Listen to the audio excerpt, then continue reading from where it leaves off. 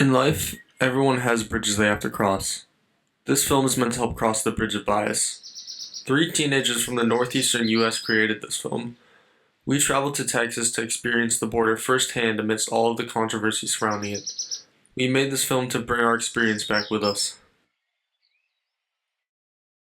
Crossing the border legally is quite a challenge for your average person looking to migrate. Without an immediate family member with a green card or citizenship, exorbitant amounts of money, a company willing to sponsor you, or Nobel Prize worthy ability, the odds of getting a green card are extremely low.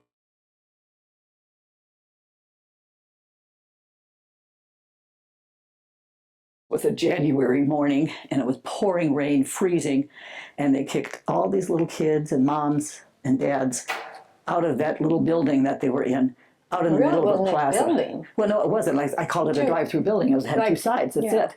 And there were tarps on each side to try to keep the weather out. But they kicked them out into the plaza right at the end of the bridge. Rain, cold. They had no shelter, no protection, nothing.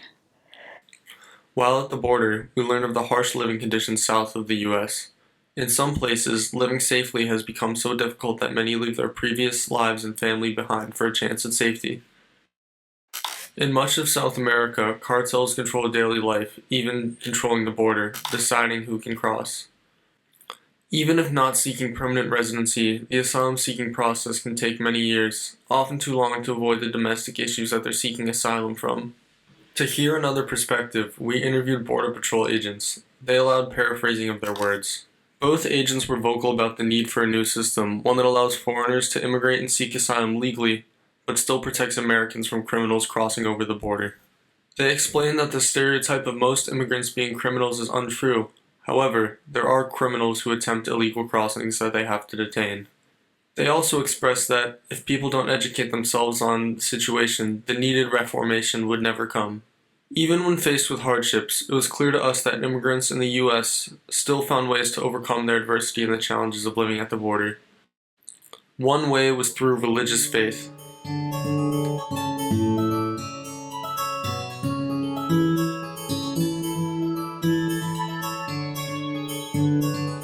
Another was their faith in America.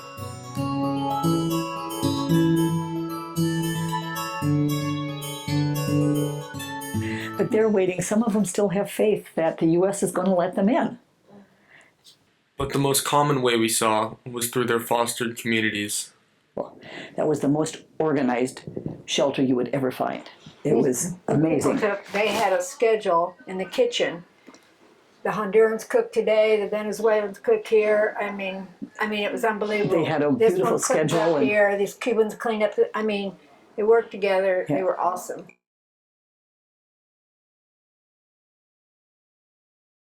Definitely get regulars who come in every month, and it's gone to the point to where it's for as long as I've been here that some of those regulars become friends because they wait together in the lobby, and so they'll be like, "Hey, you're back again!" Like they'll talk to each other, and they'll all come together and they all get food together. And at the heart of almost every part of the community, there was music.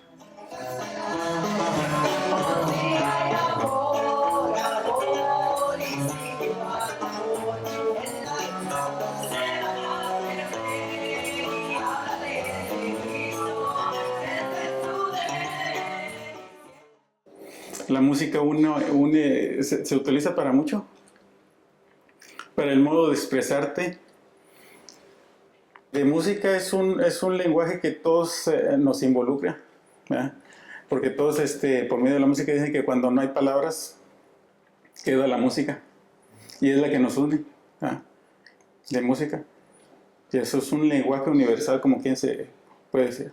Sí, sí.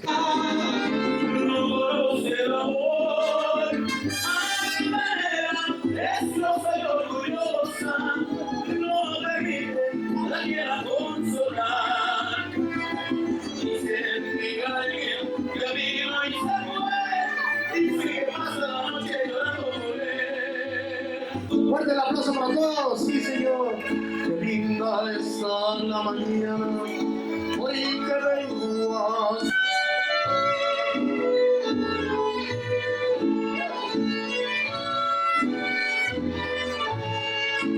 Estas son las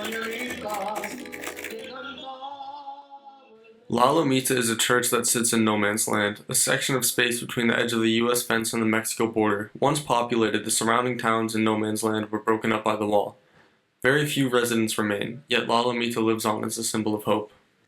The church fought to have no fence placed between La Lomita and the Mexican border, allowing for a safer place for people to cross. Border crossers are known to stop inside the church and write down a prayer in the book before leaving. Faith and hope in their purest forms. La Lomita serves as a break in the wall of despair, a symbol of hope, a reminder that there are forces fighting against division.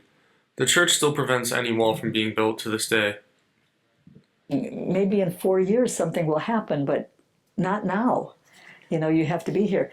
But they have nothing to go back to. They've either been robbed, burnt out, or their family's been killed, or whatever horrible things, or they just decided, I've got to get out to be safe and take care of my family. A common theme that arose at the border was the difference between the immigrant experience before and after the new administration's policy changes. We haven't had any put in place. I've been in different locations, and other locations we've had more, but it's very slow. Shelters once filled with immigrants are left empty. This specific shelter we visited previously held upwards of 1,000 immigrants at a time. After recent administration changes, the shelters left empty. Team Brownsville previously aimed to provide necessary items to migrants waiting at the border. Now almost all of their storage units sit vacant. January 20th, everything stopped. There's no one coming across the bridge. And so we've closed the Welcome Center because there's no point to have anybody there when you aren't seeing anybody. Fewer job opportunities bring more people to a local food pantry. It's been getting a lot tougher, so our clientele has grown a lot in numbers. A lot of them say that they can't find a job, that they don't have employment, or that they're relying on benefits. Some South American residents with legal passage would walk across the border to sell their blood plasma, entering America just to get their blood leached. The only way we can stop this leaching is to stop the division. To stop the division, we need to understand and learn. We attempted to present our perspective and what we witnessed on our trip. Hopefully, it helped you cross your own bridge.